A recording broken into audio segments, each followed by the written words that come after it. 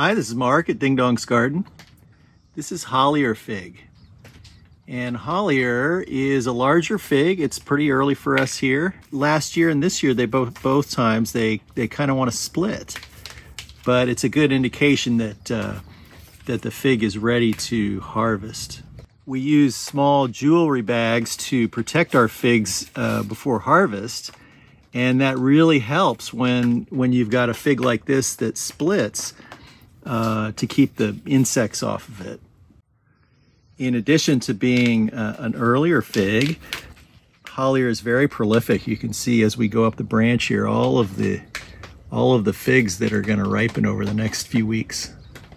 We've had Hollier in a pot for the last couple of years, but this year we put it in ground, and it really makes a difference. I really think that the figs that we have in ground are fruiting earlier, and there's less fruit drop than we have with those that are in a pot.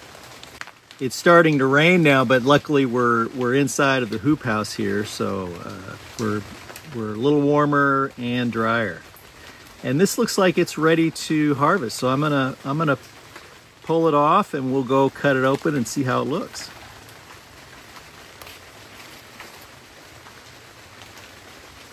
And like I mentioned with our other figs, sometimes it's hard to tell if they're ripe, but it's pretty clear that this one is ready to go. So let's cut it open and see how it looks.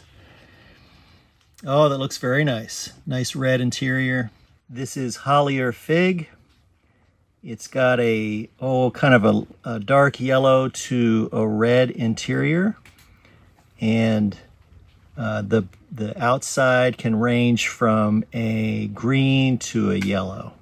It's an earlier fig. It's very prolific, and it's easy to tell when it's ripe because it often will split at the bottom when it's ready.